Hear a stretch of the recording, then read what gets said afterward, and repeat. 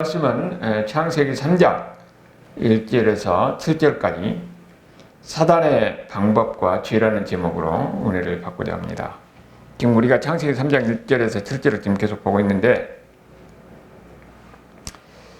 여기서 보면은 인간이 최초로 타락하는 장면이지요. 근데 그 타락하는 과정이 보니까 사단의 유혹에 의해서 결국은 타락하게 된 거죠. 그러면은 이 타락하는 과정을 통해서 오늘 우리에게도 마찬가지로 동시에 사단이 그런 방법으로 우리를 넘어뜨려서 죄를 짓게 하는 거예요. 그러니까 이 과정을 우리가 잘 이해를 하면은 그 다음에 이런 사단의 유혹에 우리가 넘어가지 않고 하나님의 은혜 안에서 살 수 있다는 거예요. 그러면은 이 과정을 통해서 어떻게 이 아담과 하와가 사단의 유혹에서 넘어가는가, 그런 과정을 계속 보고 있는 거예요.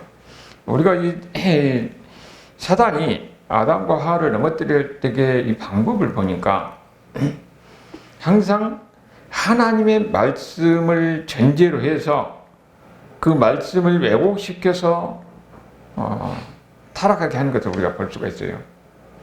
그러니까 하나님 말씀을 어떻게 왜곡시킨가 보니까 하나님 말씀에 있는 것을 뺀다든지 없는 말을 더한다든지 이렇게 해가지고 결국은 넘어뜨리는데, 죄를 짓게 하는데, 여기에 걸려든 것이 바로 아담과 하와지요. 그런데 여기 이제 보니까 그게 하와가 먼저 이렇게 죄 유혹에 넘어가는 것도 우리가 봐요. 그런데 여기에 또 보니까 또 결정적으로 이 하나님 말씀을 타락시키는데 결정적인 역할을 하는 것이 하나님 말씀을 약화시키는 거예요. 3절을 보면 동산 중앙에 있는 나무 열매는 하나님의 말씀에 너희는 먹지도 말고 만지지도 말라 너희가 죽을까 하노라 그랬어요. 여기 보니까 하나님의 말씀이 없는 것도 없는 말씀도 하잖아요. 만지도 말라 하는 말을 하지도 않았는데 만지도 말라 했다고 하고, 그리고 보니까 그 다음에 결정적으로 뭐래요? 너희가 죽을까 하노라 그랬어요. 하나님은 이미 2장 17절에서 뭐라고 그랬어요? 선악을 알게 하는 나무 실과를 먹으면 너희가 반드시 죽으리라 그랬는데, 여기는 지금 사단의 유혹을 받아가지고 뭐라고 하냐면은 죽을까 하노라 그랬다는 거예요. 그러니까 여기 보니까 이미 여자의 마음이 흔들린 것을 우리가 볼 수가 있지요. 여자의 마음이 흔들린 것을 보고 이제는 사단이 어떻게 하느냐, 이미 정면으로 돌파하는 거예요. 하나님 말씀 완전히 사단이 뒤집기 시작하는 거예요. 그러면서 뭐라고 하냐면은 4절에 뱀이 여자에게 이르되 너희가 결코 죽지 아니하리라. 완전히 하나님 말씀과 배치되는 이야기를 하는 거예요. 하나님 말은 반드시 죽는다고 그랬는데 여자가 하나님의 말씀에 의심을 품고 죽을까 하노라 했다고 하니까 마음이 흔들리니까 오히려 그 사단이 확신을 가지고 이제는 절대로 안 죽는다고 그렇게 이야기하고 있는 거예요. 여기서 우리 보면은 우리가 죄 짓는 모습이 아담과 하와가 이렇게 죄 짓는 그런 과정을 통해서 어떻게 사단이 접근하는가 알 수가 있는 거죠. 우리가 보면은 우리가 왜 죄를 짓느냐, 여기 하와같이 뭐라고 그래요? 의심하는 겁니다. 우리가 죄를 짓는다는 것은 내가 죄를 지어도 죄의 대가가 없을 것이다 하는 그런 마음이 드는 거예요. 그러니까 죄를 짓는 거지. 아니, 죄가 들켜가지고 내가 죄를 지어서 내가 엄청난 벌이 있다는 것을 알게 되면 누가 죄를 짓는다는 누가 있어요? 없어요. 그럼 내가 죄를 지어도 안 들킬 것이다. 그리고 이 죄의 대가는 별별 크지 않을 것이다, 없을 것이다, 그런 의심이 드니까 결국은 여기에 넘어가는 겁니다. 그래서 결국은 죄를 짓게 되는 거예요. 그런데 나중에 이제 그게 듣게 되면 어떻게 됩니까? 나중에 후회가 되는 거죠. 그때는 이미 늦었으니까. 우리가 여기서 보면은 이미 사단이 하나님의 품성을 왜곡시키는 것을 볼 수가 있습니다. 원래 그 하나님의 선하심을 완전히 하나님을 악한 분으로 그렇게 왜곡시켜서 그걸 흔들게 하고 하나님을 의심하게 하고 하나님 떠나게 하는 거예요. 근데 여기 보니까 그게 어떻게 나오니까 6절에 5절에 보니까 너희가 그것을 먹는 날에는 너희 눈이 밝아져서 하나님과 같이 되어 선악을 알 줄 하나님이 아십니다. 그랬어요. 여기 뭐라고 하냐면 눈이 밝아진다는 거예요. 눈이 밝아진다는 것은 전에 보지 못했던 것을 보게 된다는 거예요. 그런데 전에 보지 못했던 것을 보게 되는데 이것은 한쪽 면만 이야기하는 겁니다. 그게 뭐냐면은 죄에 대해서 눈을 뜨게 되는 거예요. 그러니까 이미 눈이 밝아진다는 것은 이미 죄에 대해서 눈이 밝아지는 거예요. 그리고 뭐냐면은 하나님과 같이 된다는 거예요. 하나님과 같아서 선악을 알 줄을 안다는 겁니다. 선악을 안다는 것은 지금까지는 지금 어떻게 됩니까? 선에 대해서만 알았어요. 그런데 눈이 밝아져서 죄에 대해서 알게 되니까 이제는 악에 대해서 알게 되는 거예요. 그러니까 여기는 지금 뭐냐면은 이미 이제는 하나님 말씀을 어기고 죄에 대해서 눈이 떠지니까 이전까지는 선만 알게 된 이제는 악을 알게 되는 겁니다. 악을 알게 된다는 것은 무엇을 이야기하느냐? 구약에서 안다는 말이 경험한다는 말이에요. 이제는 죄를 경험하게 되는 겁니다. 죄를 경험하게 되니까 어떻게 됐냐? 이제는 죄를 알게 되고 죄를 경험하게 되니까 이제는 죄를 감추는 거예요. 하나님은 하나님의 품성을 내고 가는 겁니다. 하나님은 무엇인가 우리를 자꾸 감추려고 하는 것 같아요. 그래서 하나님은 욕심 많은 하나님, 이기적인 하나님, 이런 하나님으로 오해를 하게끔 그렇게 만드는 것을 우리가 볼 수가 있는 거예요. 그러면서 결국은 이 하와의 마음에 욕심이 들게 하는 겁니다. 이거 뭐라고 하냐면은 너도 하나님처럼 된다는 거예요. 하나님같이 된다는 겁니다. 이 하나님같이 된다는 것은 뭐예요? 하나님은 모든 것의 출발점이에요. 모든 것을 다 하나님의 뜻대로 이루는 겁니다. 그런데 하나님까지 된다는 것은 이미 내가 하나님의 위치에 있다는 거예요. 하나님의 말씀 안에 있고 하나님의 뜻 안에 있을 때 그 인간의 자유함이 있는데 지금 여기서 자꾸 유혹하니까 어떻게 됩니까? 하나님까지 된다는 것은 하나님의 뜻을 저버리고 내가 하나님이 됐을 때 내가 자유로운 것 같이 생각되는 거예요. 그렇게 생각이 들게끔 사단이 지금 그렇게 유혹하고 있는 겁니다. 여기에 넘어가는 거예요. 결국은 인간이 진짜 자유로울 때는 뭐냐? 하나님 아래에 있고 하나님 안에 들어갈 때 자유라는 거예요. 그런데 죄라는 것은 결국은 내가 하나님처럼 되는 겁니다. 하나님의 권위에 도전하고 내가 내 인생의 주인이 되고 내 마음대로 할 때 그것이 자유인 것 같은데 이것이 바로 죄의 출발이 여기서부터 시작된다는 겁니다. 결국은 사단이 유혹해서 이것을 먹으면 하나님처럼 된다, 또 눈도 밝아진다. 결국은 그렇게 하니까 그 유혹에 넘어가서 그럼 어떻게 됐냐? 여자가 그 나무를 본즉 먹음직도 하고 보암직도 하고 지혜롭고 할 만큼 탐스럽게 하다고 그랬어요. 그러니까 그 유혹에, 이 사단의 유혹에 들어가서 보았어요. 보니까는 이제는 어떻게 보면 탐욕이 생기는 겁니다. 탐욕이 생기니까는 결국은 그 선하게 알고 나무의 실과를 먹게 되는 겁니다. 결국은 죄를 짓게 되는 거죠. 이 먹음직도 하고 보암직도 하고 탐스럽게 하는 것이 이것이 이 모든 인간에게 있는 죄의 출발점입니다. 죄는 항상 어디서부터 출발하냐? 먹음직도 하고 보암직도 하고 탐스럽게 하는 그 탐욕 속에서 결국 죄가 출발하는 거예요. 그에 대해서 요한일서 2장 16절에서 보면은 그 뭐라고 하냐면 그 같은 말이 똑같이 나옵니다. 이는 세상에 있는 모든 것이 육신의 정욕과 안목의 정욕과 이생의 자랑이니 다 하나님으로부터 온 것이 아니요 세상으로부터 온 것이다.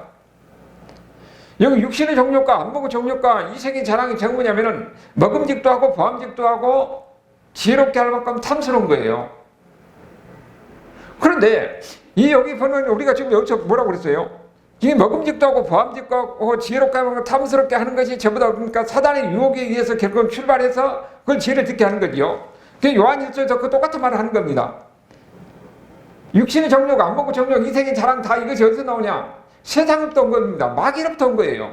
마귀로 와가지고 거기에 유혹에서 넘어가서 결국 죄를 짓게 된다는 것을 지금 요한일서에서도 우리 이야기하고 있는 거예요. 그러니까 죄는 어쩌면은 이런 육신의 정욕, 안 먹고 정욕, 이생의 자랑이에요. 먹음직도 하고 보암직도 하고 지혜롭게 할 만큼 탐스럽게 하는, 여기에서 죄가 출발하는 겁니다. 그런데 이런 면이 모든 인간에게 다 있다는 겁니다. 모든 인간에게 바로 이런 마음이 있어요. 그래서 거기에서 죄가 출발하는 거예요. 그런데 인간의 육신을 먹고 인간의 모습으로 온 예수님은 어떻게 되느냐? 이런 육신의 정욕, 안 먹고 정욕, 이생의 자랑, 먹음직도 하고 보암직도 하고 지혜롭게 하면 탐스러운 것, 이 세 가지 시험을 예수님은 이기십니다. 그것이 누가복음의 4장 3절을 보면은 거기에 뭐라고 그랬습니까? 마귀가 내게 이르되 내가 만일 하나님의 아들이라면 이 돌들을 명하여 떡떡이 해라. 이걸 보니까 먹음직도 하는 거예요. 그 다음에 5절 6절에 보면은 마귀가 또 이끌고 올라가서 순식간에 천하 만국을 벌이면서 이 모든 권위와 그 땅의 영광을 내게 주리라. 이건 뭐예요? 보암직도 하는 겁니다. 그리고 9절에 보면은 이제 성으로 이끌고 가서 꼭대기에 세우고 내가 만일 하나님의 아들이거든 여기서 뛰어내리라. 그러면 천사들이 밟을 것이다. 이게 바로 지혜로운 명령이 들어있는 겁니다. 예수님은 이런 먹음직도 하고 보암직도 하고 지혜롭고 할 만큼 탐스러운 이것을 극복하고 결국은 여기서 승리하고 예수님이 십자가로 가는 거예요. 그런데 여기 하와는 어떻게 됩니까?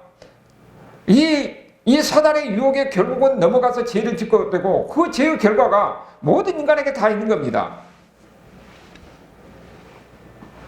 결국은 여기 바로 죄를 짓게 되는 거예요. 그러면은 우리가 여기 보면 그 하와가 결국 그렇게 죄를 짓게 되는데 그러면 아담은 어떻게 됐느냐? 로마서에 보면은 하와가 죄 지었다는 것이 아니라 아담이 죄를 지었다고 그렇게 이야기해요. 여기서는 분명히 여자가 죄를 지었다고 그랬는데 그러면 왜 이 하와가 인간의 대표가 되지 못하느냐? 6절 하에 보면 뭐라고 그랬습니까? 여자가 자기와 함께 있는 남편에게도 주어 그도 먹게 했다. 우리가 1절에서 계속 보면은 이 뱀이 여자에게만 이야기하는 것이 아니에요. 그 여자 옆에는 항상 남자가 있었습니다. 아담이 거기 있었던 거예요. 그러니까 항상 계속 너희 이렇게 복수로 이야기하는 겁니다. 사탄이 하와에게 이야기할 때 거기에 아담도 거기 같이 있었던 거예요. 결국 어떻게 되느냐?